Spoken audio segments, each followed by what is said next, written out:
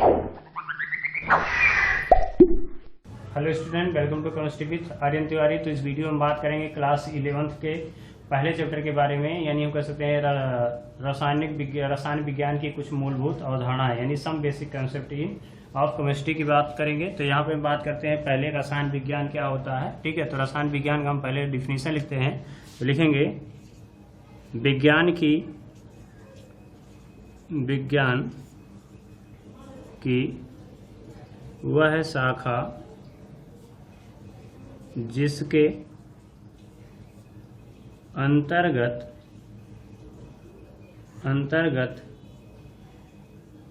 पदार्थों के संगठन, संरचना, गुण तथा उनमें होने वाली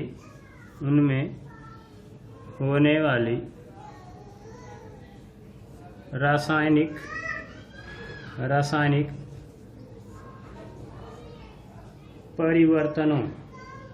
परिवर्तनों का अध्ययन किया जाता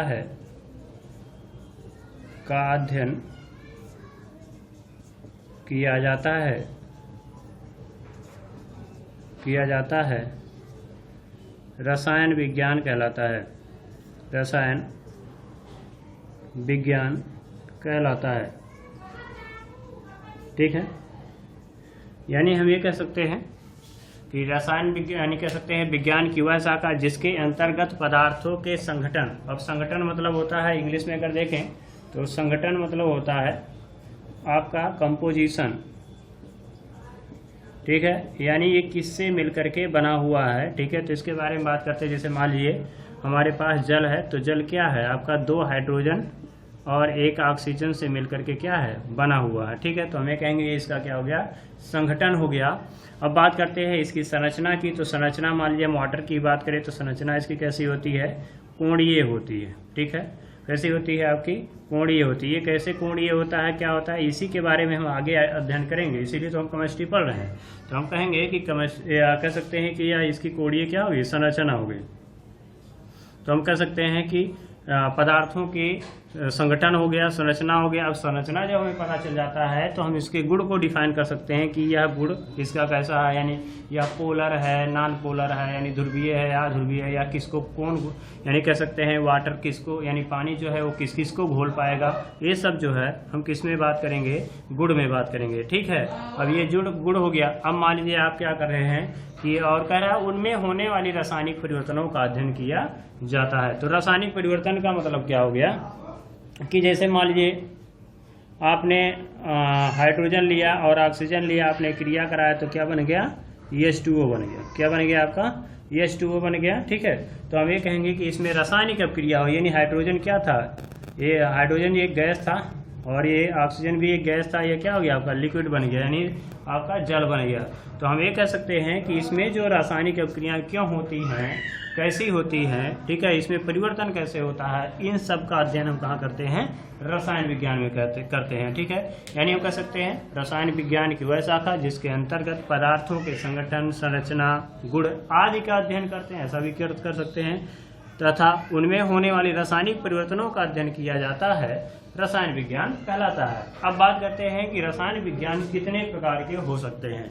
तो अगर हम रसायन विज्ञान के हम वर्गीकरण को देखें तो इसके कुल बहुत ज़्यादा वर्गीकरण किया गया है, यानी लगभग 14 से 15 वर्गीकरण हम पढ़ते हैं। लेकिन हमें जो पढ़ना है यानी क्लास 11th और 12th के लिए अगर बात करें, ठीक है, तो उसमें आपका 3 ही आता है। ठीक है, जैसे मान लीजिए अब लिखेंगे अगला हेडिंग, रसायन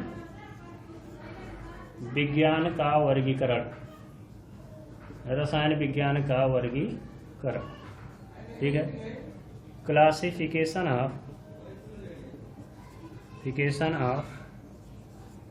है, केमिस्ट्री,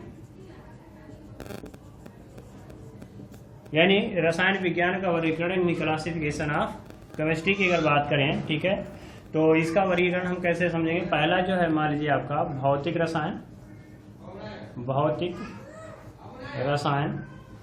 ठीक है, फिजिकल केमिस्ट्री, इसको कहेंगे हम फिजिकल केमिस्ट्री। अब फिजिकल जो है वो फिजिक्स से लिया गया है। कहाँ से लिया गया है? फिजिक्स से। और फिजिक्स क्या करता है? नियम बनाता है, सिद्धांत बनाता है, ठीक है। तो उसी प्रकार से यहाँ भी हम वही बात करेंगे कि यह लिख सकते हैं इसका डिफिनीशन, यानी रसायन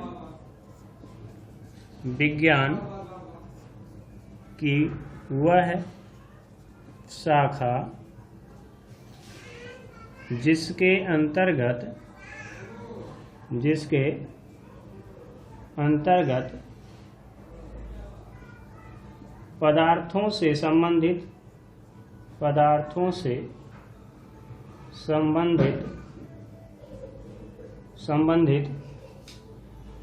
नियमों,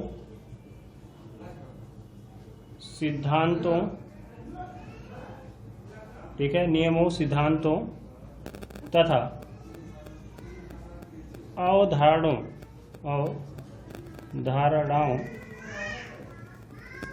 का अध्ययन किया जाता है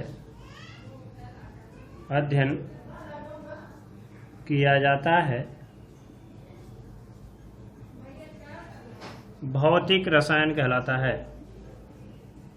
भौतिक रसायन कहलाता है। क्लियर? तो अगर हम यहाँ पे बात करें तो भौतिक मतलब क्या? भौतिक विज्ञान। अब भौतिक विज्ञान क्या करता है? वहाँ पर आपको नियम देगा, यानी कोई रूल्स लॉ निकालेगा, सिद्धांत यानी कोई प्रिंसिपल होगा, कोई अवधारणा यानी कंसेप्ट होगा, ठीक है। तो किसी कंसेप्ट को या प्रिंसिपल को या कह सकते हैं उसके लॉ को क्या करता है? जनरेट करता है, निकालता है, जिसका इम्प्लीमेंटेशन हम कहाँ करते हैं? रसायन विज्ञान में करते हैं, ठीक है। तो हम ये कह सकते हैं कि यानी रसायन विज्ञान की वह शाखा जिसके अंतर्गत पदार्थों से संबंधित नियमों, सिद्धांतों तथा अवधारणाओं का अध्ययन किया जाता है भौतिक रसायन कहलाता है। अब नियम, अवधारणा क्या हो गया? जैसे आप लोग रासायनिक बलगतिकी पढ़ेंगे तो कक्षा 12 में जब आप रासायनिक बलगतिकी पढ़ेंगे तो उसमें ये समझ में आता है, ठीक है, कि प्रथम कोट की अभिक्रिया है, द्वितीय कोट की अभिक्रिया है, यानी कितना विकारक मिलाओगे तो कितना उत्पाद बनेगा, उसकी अभिक्रिया की दर क्या होगी, ये सब जो है हम उसके नियम से लेकर के चलते हैं। यानी नियम हमें बताएगा कि कोई अभिक्रिया क्यों हो रही है, कैसे हो रही है, ठीक है, वो सब क्या है? नियम और सिद्धांत ही बताता कौन? भौतिक रसायन, ठीक है। अब दूसरा अगर हम बात करते हैं तो दूसरा हम पढ़ते हैं अकार्बनिक रसायन। अकार्बनिक रसायन यानी इनऑर्गेनिक केमिस्ट्री। Inorganic chemistry. तो इनऑर्गेनिक केमिस्ट्री क्या होता है? ठीक है, तो देखिए इनऑर्गेनिक केमिस्ट्री जो है, ठीक है, अगर हम शुरुआती तौर में बात करें तो एक होता है ऑर्गेनिक, ठीक है। तो ऑर्गेनिक मतलब लिया गया है ऑर्गन से, ठीक है। ऑर्गन जो है वो जानते हैं किससे संबंधित है? जीवों से, ठीक है, किससे? जीवों से, ठीक है। यानी हम कह सकते हैं कि ऑर्गेनिक जो केमिस्ट्री होता है, यानी ऑर्गेनिक जो पदार्थ होते हैं वो जीवों से प्राप्त होते हैं। ये पहली बात थी। आगे हम लोग जब ऑर्गेनिक केमिस्ट्री चालू करेंगे कक्षा 11 का तो उसमें हम लोग डिटेल में बात करेंगे। तो यहाँ पे बात करते थे कि जीवों से ये शब्द लिया गया था ऑर्गेनिक केमिस्ट्री, यानी जीवों में जो पदार्थ मिलता है उसी का जो अध्ययन किया जाता है वो ऑर्गेनिक पदार्थ होता है, ठीक है। और उसको जिसमें अध्ययन किया जाता है उसको हम ऑर्गेनिक केमिस्ट्री कहते हैं। यानी जीवों को अगर हम छोड़ दें तो इनऑर्गेनिक हो जाएगा। क्या हो जाएगा आपका? इनऑर्गेनिक हो जाएगा। तो अभी आप जानते होंगे कहा जाता है कि ये ऑर्गेनिक प्रोडक्ट है या ऑर्गेनिक पदार्थ है, या अभी आप जानते हैं कि सुशांत शर्मा ने भी कहा था कि हम लोग ऑर्गेनिक खेती करेंगे। तो ऑर्गेनिक खेती का मतलब होता है कि गोबर खाद से हम क्या करेंगे, क्या होगा कि आलू है या फिर और चीज़ें हैं, फसल को हम उगाएंगे। लेकिन इनऑर्गेनिक क्या है? जो हम लोग यूरिया डालते हैं और सब डालते हैं, ठीक है। तो ये सब क्या है? इनऑर्गेनिक सब्सटेंस हैं, ठीक है। तो इनऑर्गेनिक जैसे आपका डाई है, डीएपी है, ठीक है। तो ये सब क्या है? इनऑर्गेनिक पदार्थ हैं, ठीक है। या बहुत से पदार्थ हैं जैसे सल्फ्यूरिक है, HNO3, मतलब लाखों ऐसे हैं जो इनऑर्गेनिक है, यानी जो जीवों से नहीं मिल रहे थे उस समय की बात किया जा रहा है, उसे हम इनऑर्गेनिक कहते थे, ठीक है। लेकिन बाद में ऐसा भी कोई बहुत से तत्व मिले जो जीवों से नहीं मिल रहे थे फिर भी वो ऑर्गेनिक थे, ठीक है। तो ये सब पुरानी बातें हैं, वहाँ पे आप पढ़े, जब हम ऑर्गेनिक स्टार्ट करेंगे तो इसके रूल्स को हम पढ़ेंगे, ठीक है। तो एक बर्जेलियस का सिद्धांत है, उसमें हम लोग इसके बारे में पढ़ेंगे। अब यहाँ बात करते हैं अकार्बनिक रसायन क्या होता है। आ मतलब नहीं, कार्बन मतलब कार्बन, ऐसे समझेंगे। यानी वह पदार्थ, वह रसायन विज्ञान की वह शाखा है जिसमें, तो इसको लिखेंगे रसायन विज्ञान की वह शाखा जिसके अंतर्गत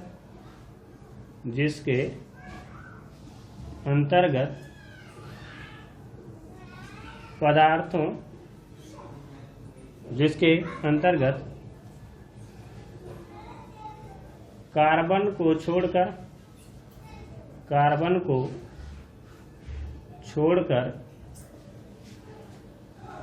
अन्य पदार्थों का अध्ययन किया जाता है,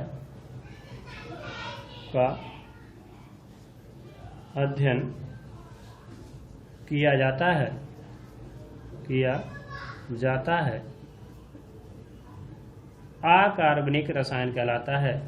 अकार्बनिक रसायन कहलाता है। क्लियर? यानी कार्बन को छोड़कर, या ऐसा भी लिख सकते हैं कि रसायन विज्ञान की वह शाखा जिसके अंतर्गत अकार्बनिक पदार्थों का अध्ययन किया जाता है, अकार्बनिक रसायन कहलाता है। अब अकार्बनिक पदार्थ में क्या होगा, जैसे मान लीजिए आप सोडियम सल्फेट हो गया, ठीक है, सोडियम सल्फेट हो गया, सल्फर डाइऑक्साइड हो गया, ठीक। अब देखिए थोड़ा सा ऐसे भी कुछ तत्व हैं जो कार्बन से मिलकर बने हैं, फिर भी, ठीक है, कुछ लोग डिफिनीशन ये लिखवा देते हैं कि कार्बन को छोड़कर अगर उसमें कार्बन है तो इसका मतलब है वो कार्बनिक होगा, ठीक है। लेकिन कुछ ऐसे भी तत्व हैं जिसमें कार्बन है फिर भी वो कैसा है, अकार्बनिक है, ठीक है। तो जैसे मान लीजिए इसमें कार्बन का अगर कोई ऑक्साइड है, कार्बन का कोई अगर ऑक्साइड है, जैसे मान लीजिए कार्बन डाइऑक्साइड है, कार्बन मोनोऑक्साइड है, तो ये सब जो होंगे वो अकार्बनिक के अंतर्गत ही हम स्टडी करेंगे उसका, ठीक है। और उसके बाद कार्बन का अगर मान लीजिए कार्बोनेट है, कार्बोनेट कहने का मतलब है कि CO3 पर 2- अगर फार्मूला किसी पे है तो इसका मतलब है वो अकार्बनिक पदार्थ होगा। जैसे हमने कक्षा 10 में पढ़ा होगा, सोडियम कार्बोनेट पढ़ा होगा, सोडियम बाइकार्बोनेट पढ़ा होगा, ठीक है, पोटेशियम, और उसके बाद कैल्शियम कार्बोनेट पढ़ा होगा। तो ये सब जो हैं ये सब अकार्बनिक पदार्थ हैं। अगर किसी में कार्बोनेट आ रहा है तो इसका मतलब है कि वो अकार्बनिक पदार्थ है, भले ही उसमें क्या है, कार्बन है। बात में है। तो अब अगला बात करते हैं, तो इसमें एग्जाम्पल बहुत से लिख सकते हैं, sodium carbonate, sodium bicarbonate, calcium carbonate, sodium sulphate, और उसके बाद आपका sulphur dioxide, carbon dioxide, carbon monoxide हो गया, ठीक है। तो इन बहुत से क्वेश्चन, बहुत से कह सकते हैं आपको पदार्थ मिलेंगे जो अकार्बनिक रसायन के अंतर्गत उसको अध्ययन करेंगे, ठीक। अब बात करते हैं तीसरे की बात करते हैं। अब तीसरा में अगर बात करें तो ये होता है कार्बनिक रसायन।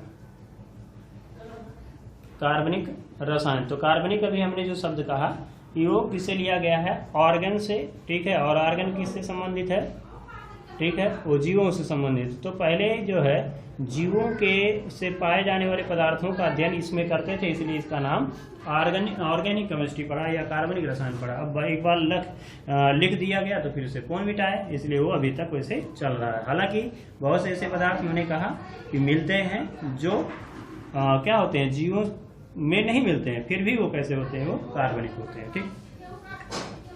अब बात करते हैं यहाँ पे कार्बनिक रसायन किसे कहेंगे, ठीक है। तो रसायन विज्ञान की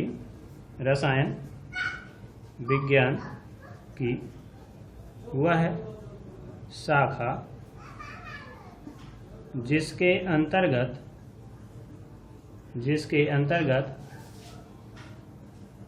कार्बनिक पदार्थों का अध्ययन किया जाता है, कार्बनिक पदार्थों का अध्ययन किया जाता है,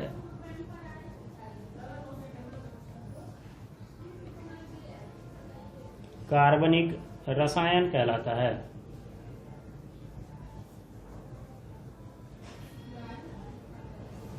कार्बनिक रसायन कहलाता है। क्लियर? यानी रसायन विज्ञान की वह शाखा जिसके अंतर्गत कार्बनिक पदार्थों का अध्ययन किया जाता है, कार्बनिक रसायन कहलाता है। अब जैसे आपका ग्लूकोज हो गया, C6H12O6 हो गया, ग्लूकोज हो गया, ठीक है, और मीथेन हो गया, ईथेन हो गया, ठीक है, C2H6 हो गया, ठीक है। तो इसको क्या कहेंगे हम, ग्लूकोज। ये हो जाएगा आपका मेथेन, ये हो गया ईथेन, ठीक है, एथिल एल्कोहल हो गया, C2H5OH हो गया, ठीक है, एथिल एल्कोहल, ठीक है। तो ये सब जो है ये किस में आप पढ़ेंगे, कार्बनिक रसायन में पढ़ेंगे, ठीक है। उसके बाद भी आप कर सकते हैं कि जैसे मान लीजिए आपका विश्लेषण, ये तीनों आपको पढ़ना है। क्लास आपका 11 से चालू हो जाएगा, 11th और 12th में आप पढ़ेंगे। बीएससी में भी जाएंगे तो आपको भौतिक और कार्बनिक रसायन और अकार्बनिक रसायन आपको बीएससी में भी मिलेगा उसे। और उसके बाद अगर आप बात करें आगे जाएंगे तो आपका फिर एनालिटिकल केमिस्ट्री आ जाएगा, यानी विश्लेषण रसायन आ जाएगा। उसके बाद अगर आप युद्ध से संबंधित जो है आप रसायन के बारे में अध्ययन करना चाहते हैं तो उसे वार केमिस्ट्री कहते हैं, ठीक है, युद्ध रसायन कहते हैं। आप भोज्य पदार्थों से संबंधित है तो फूड केमिस्ट्री कहेंगे, ठीक है। तो उसके बाद आप का जो है मतलब आपको रंगने वाली पदार्थ को पढ़ना है तो उसे डाइज कहेंगे। अगर दवाओं के बारे में पढ़ना है तो ड्रग्स केमिस्ट्री कहेंगे। तो ऐसे भी बहुत से ऐसे केमिस्ट्री का हुआ है, ठीक है, कह सकते हैं शाखाएं हैं, ठीक है। तो उसको जो आप आगे जाएंगे, जैसे जैसे आप आगे जाएंगे ब्रांचेज बनते जाएंगे और उसको आप पढ़ते जाएंगे, ठीक है। अब हम इसके बारे में हमने जान लिया कि रसायन विज्ञान क्या होता है और रसायन विज्ञान का वर्गीकरण कैसे किया गया, ठीक। अब बात करते हैं आगे कि इसका हमें महत्व, जीवन में हमारे क्या महत्व है, ठीक है। तो अगर हम बात करें कि कोई चीज़ हम पढ़ते हैं तो इसका मतलब है कि कोई ना कोई उसका लाभ हमें मिलना चाहिए, ठीक है, तभी हम पढ़ेंगे, ठीक है। तो हम इसको क्यों पढ़ते हैं उसके बारे में बात करेंगे, ठीक है। तो रसायन विज्ञान का महत्व, अगला नेक्स्ट हेडिंग होगा रसायन विज्ञान का महत्व। तो आप लोग क्या करेंगे, जितने में जैसे जैसे मैं लिखा रहा हूँ आप नोट्स बनाते जाएंगे, आपको यहाँ पे कंप्लीट नोट्स मिल जाएगा। यदि आप IIT JEE है, नीट है, आप या PMT जिसे कहेंगे, अगर उसका आप तैयारी करना चाहते हैं तो जो है ये चैनल आप रेगुलर देखते रहेंगे, आपको कंप्लीट जानकारी यहाँ मिल जाएगी, ठीक है। अब बात करते हैं दैनिक जीवन में, ठीक है, या ऐसे लिख सकते हैं रसायन विज्ञान का महत्व, रसायन विज्ञान का महत्व, यानी इम्पोर्टेंस ऑफ केमिस्ट्री, ठीक है। तो रसायन विज्ञान का महत्व, यानी रसायन विज्ञान का क्या महत्व है, इम्पोर्टेंस है हमारे लाइफ में, तो उसके बारे में बात करेंगे। तो पहली चीज़ है, अगर हमारे जीवन में अगर हम बात करें तो हमारे जीवन में 3 चीज़ों का बहुत ही महत्व है। एक पहला क्या है, रोटी, दूसरा क्या है आपका कपड़ा, उसके बाद क्या है आपका तीसरा मकान। यानी हमें 3 चीज़ों की ज़रूरत पड़ती है, रोटी, कपड़ा और मकान। ये जीवन की सबसे इम्पॉर्टेंट कह सकते हैं पॉइंट है, ठीक है। अब देखते हैं, रोटी मतलब हो गया कि भोज्य पदार्थ, यानी खाद्य पदार्थ, ठीक है। तो अगर हम देखें तो पहला आप हेडिंग लिख सकते हैं कि इसमें लिखेंगे रसायन विज्ञान का महत्व निम्नलिखित है। नंबर 1 है आपका, लिखेंगे खाद्य पदार्थ, ठीक है, तो फूड मटेरियल। तो अगर हम बात करते हैं खाद्य पदार्थ में, आप लोग लिखते जाएंगे, मैं जैसे जैसे बोल रहा हूँ। तो खाद्य पदार्थ क्या होगा, ठीक है। तो खाद्य पदार्थ मतलब जैसे मान लीजिए आप, मैं समझा दे रहा हूँ, आप नोट्स इसका बना सकते हैं बुक से देख करके, ठीक है। तो खाद्य पदार्थ क्या है, जैसे मान लीजिए हम कोई कह सकते हैं धान की रोपाई कर रहे हैं, या फिर कह सकते हैं गेहूँ हम बो रहे हैं, ठीक है।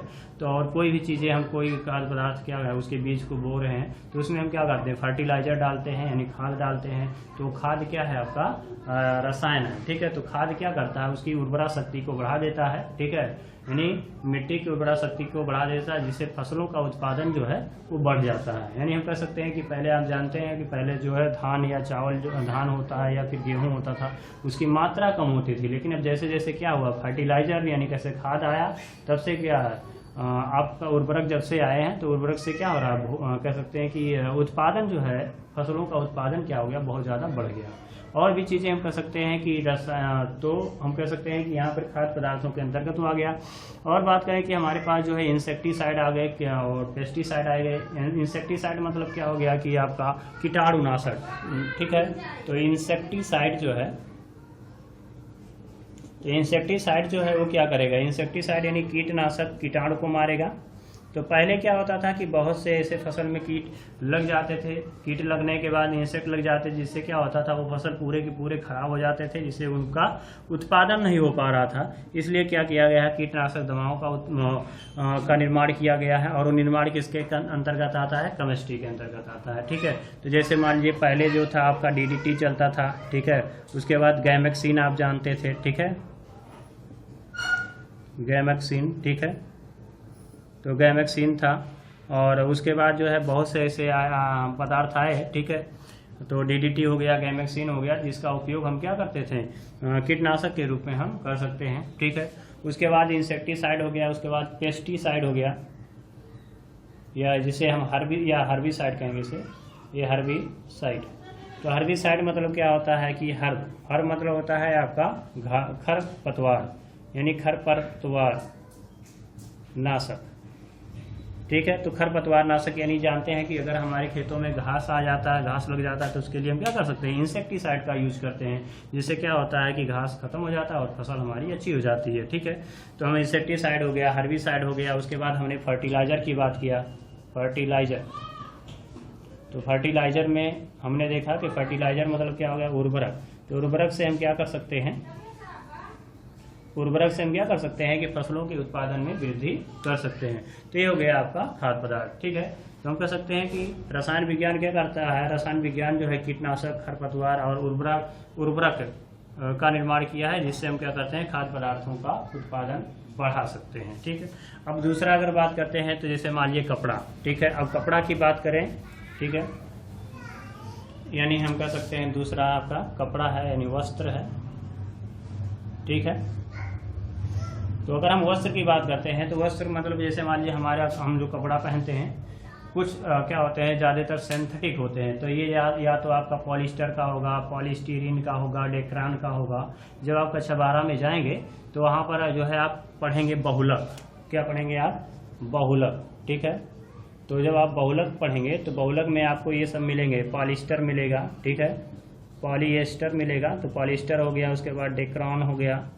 ठीक है, तो इस टाइप के बहुत से ऐसे पदार्थ हैं जो क्या हैं, आपके पॉलीमर हैं, यानी बहुलक हैं, जिससे हम क्या करते हैं, कपड़े को बनाते हैं। ठीक है, तो हम कह सकते हैं कि वस्त्र का जो निर्माण हुआ वो किसकी मदद से, कह सकते हैं रसायन विज्ञान की मदद से। ठीक है, तो हम कह सकते हैं रसायन विज्ञान की सहायता से पॉलिस्टर, डेक्रान, विभिन्न प्रकार के पदार्थों का निर्माण किया गया, जिससे हम क्या कर सकते हैं, वस्त्र का निर्माण कर सकते हैं।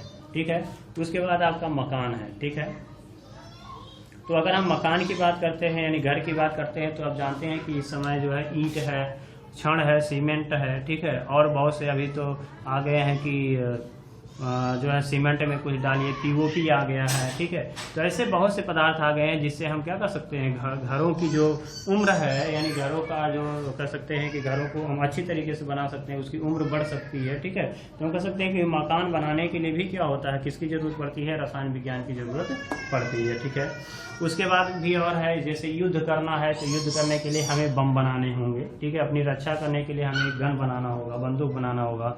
ठीक है, तो हम ये कह सकते हैं ये सब कौन उत्पादित कर रहा है, ये सब किसकी देन है, रसायन विज्ञान की देन है। ठीक है, और हम अगर बात करें कि हमारे शरीर में विभिन्न प्रकार की रसायन, जैसे हम भोजन खाते हैं तो हमारे शरीर में जाता है, तो वो क्या करता है, जाने के बाद उसका डिकम्पोजिशन होता है, और डिकम्पोजिशन के फलस्वरूप यानी हमें कह सकते हैं अगर सुक्रोज खाते हैं तो ग्लूकोज मिलेगा, ग्लूकोज से हमें क्या होगा, उसका विखंडन होगा, फिर हमें ATP मिलेगा, यानी हम उससे ऊर्जा कहेंगे। ठीक है, तो वह ऊर्जा जो होती है हमारे शरीर में क्या होती है, शरीर के लिए उपयोगी होती है।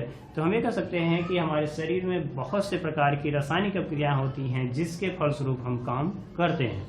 ठीक है, या मान लीजिए हम जो है हम कोई काम करते हैं तो हमारी ब्रेन क्या करती है, उसको संकेत देती है कि ये काम करना है। इसका मतलब है वह कहीं ना कहीं वह कुछ केमिकल रिएक्शन कर रहा है, जिससे वो हमारा माइंड क्या कर रहा है, उस अंग को क्या कर रहा है, एक्टिवेट कर रहा है। ठीक है, तो हम कह सकते हैं ये सब किसकी बात है, ये सब रसायन विज्ञान का महत्व है। तो आप ऐसा भी सोच सकते हैं कि शुरुआत जो होती है वो अगर आप सोकर उठते हैं तो रसायन विज्ञान से ही आपकी शुरुआत होती है। जैसे मान लीजिए आप सोकर उठे तो आपको टूथपेस्ट चाहिए, तो टूथपेस्ट क्या है, केमिकल है। ठीक है, यानी रसायन है, यानी रसायन है। उसके बाद ब्रश चाहिए, ब्रश क्या है आपका, वो आपका पॉलिस्टर कह सकते हैं कि पॉलीमर है, बहुलक है, प्लास्टिक है। ठीक है, तो उससे फाइबर है, तो उससे हम क्या कर सकते हैं, इसलिए हम कह सकते हैं कि रसायन विज्ञान का हमारे जीवन में बहुत ही अधिक महत्व है। ठीक है, तो ये रासायनिक विज्ञान का महत्व है, इसे आप घर पर आराम से ले सकते हैं। दवाओं का निर्माण में बात करते हैं तो दवाओं के निर्माण में भी क्या होता है, रसायन विज्ञान का बहुत ज़्यादा महत्व है। ऐसे दवाएं बनाई गई जिससे आपको कैंसर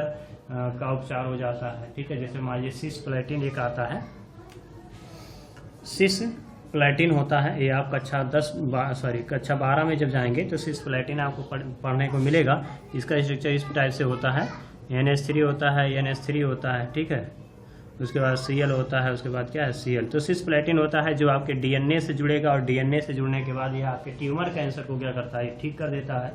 उसके बाद जो है ये AZT है। ठीक है, तो ये भी क्या कर सकता है, AZT का हम प्रयोग क्या करते हैं, एड्स को ठीक करने के लिए हम इसका प्रयोग कर सकते हैं। तो ये कह सकते हैं कि ये थे आपके रसायन विज्ञान का महत्व। तो इसको आप नोट्स बना लेंगे इसके बारे में, अब बुक होगा, बुक से आप क्या करेंगे, पॉइंट वाइज बनाते हुए चले जाएंगे। ठीक है, अब हम कल जो है, ये था आपका बेसिक, अब कल हम लोग बात करेंगे द्रव्य की प्रकृति के बारे में। ठीक है, और उसका वर्गीकरण हम देखेंगे। तो मिलते हैं नेक्स्ट वीडियो में। जय हिंद।